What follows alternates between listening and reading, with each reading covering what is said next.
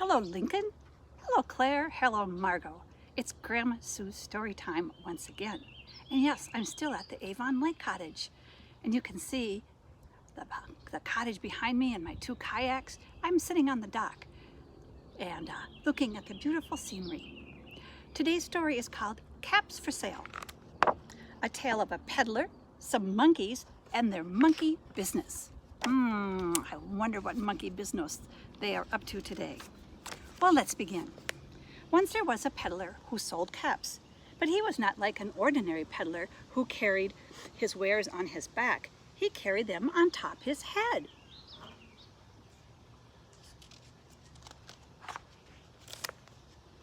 First he had on his own checked cap, then a bunch of gray caps, then a bunch of brown caps, then a bunch of blue caps, and on the very top, a bunch of red caps.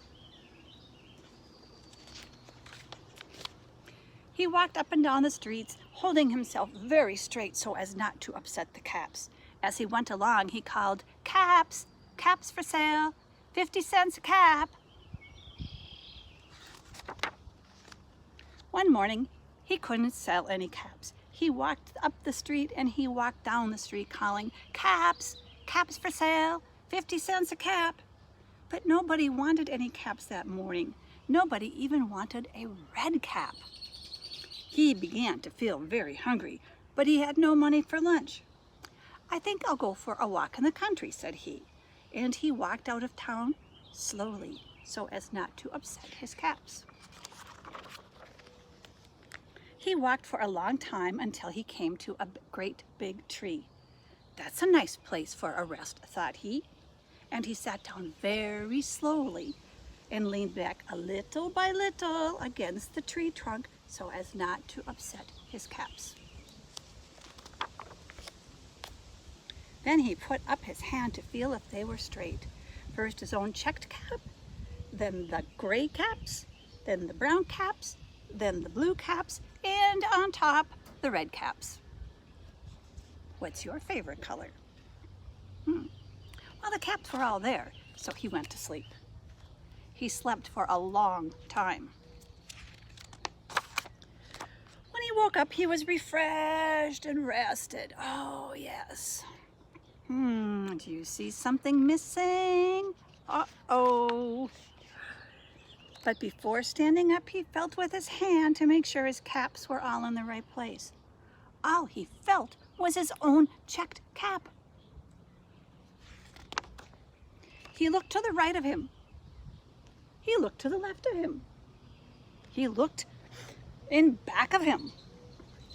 No caps, no caps, no caps. He looked behind the tree. No caps.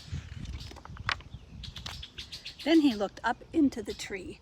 And what do you think he saw? Oh, I bet you know, because I know you've heard this story. Oh my goodness. Look at all those monkeys.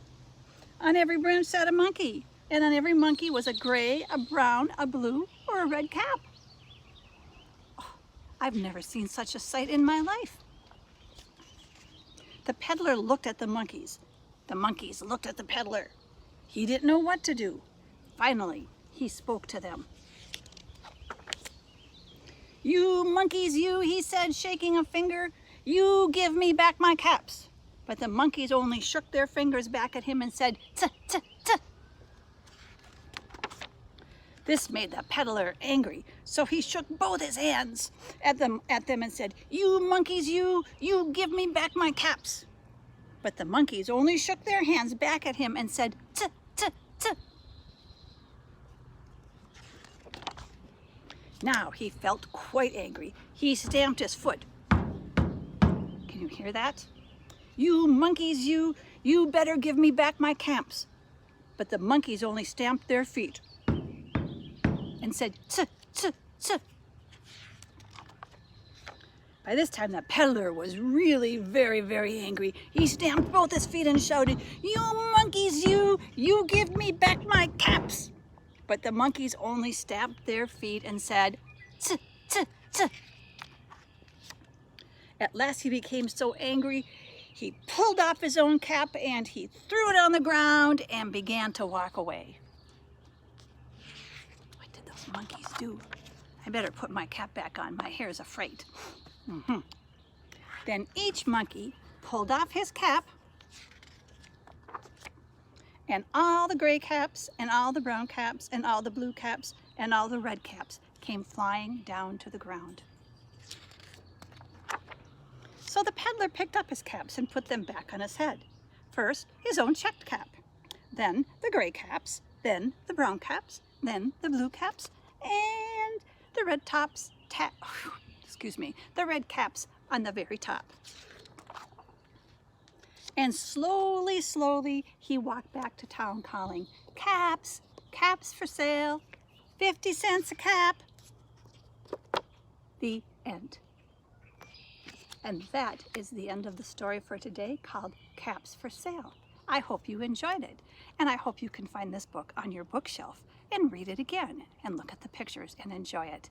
It's a classic favorite for children all over the world, and especially for my favorite grandchildren. I love you. Mwah.